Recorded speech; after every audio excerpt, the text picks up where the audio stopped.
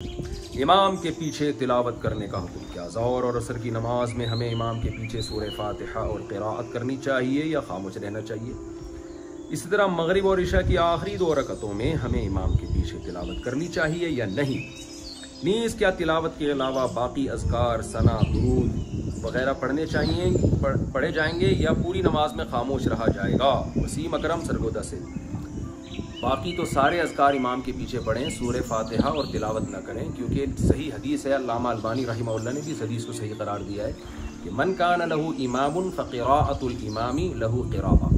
बैक़ी की हदीस है, आप सल्लल्लाहु अलैहि वसल्लम ने फरमाया, जिस शख्स का कोई इमाम हो तो इमाम की क़िराअत मुक़्तदी के लिए काफ़ी है। और ये जो बुखारी की हदीस है, ला सलाता इल्ला बिफ़ातिहतिल किताब, फातिहा के बगैर नमाज नहीं होती, तो सही मुस्लिम में पूरी हदीस यूँ है कि मन लम यक़रा बिफ़ातिहतिल किताबी फ़साइदा, तो जो फातिहा नहीं पढ़ता प्लस तिलावत नहीं करता उसकी नमाज नहीं होती। तो ज़ाहिर है इमाम के पीछे तिलावत करने का तो कोई भी कायल नहीं है कि फातिहा के बाद आप क़िराअत भी करेंगे।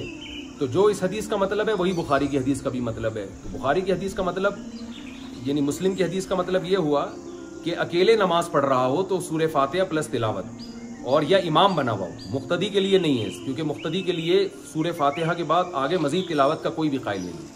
तो बुखारी का भी यही मतलब है कि जब फातिहा के बगैर नमाज नहीं है, यानी इंसान इनफरादी नमाज पढ़ रहा हो या वह इमाम बन के पढ़ रहा हो, तो ऐसी सूरत में फातिहा पढ़े बगैर नमाज नहीं होगी। और दूसरी हदीस में जो आ गया कि जिसका इमाम हो, इमाम की क़िराअत मुक्तदी के लिए काफ़ी है, तो इसमें बता दिया कि जिसका इमाम ने जब क़िराअत कर ली है तो मुक्तदी ने भी गोया कर ली है। मुक्तदी की नमाज फिर बगैर फातिहा या तिलावत के कहलाई गई नहीं। और बाकी वज़ाइफ के बारे में यही है कि वो पढ़ें, क्योंकि उसमें कोई ऐसी हदीस नहीं है कि जिसने अत्तहियात, इमाम ने अत्तहियात पढ़ ली तो मुक्तदी के लिए काफ़ी, ऐसी कोई हदीस नहीं है। लिहाजा बाकी सारे वज़ाइफ इमाम के पीछे आपको पढ़ने पड़ेंगे।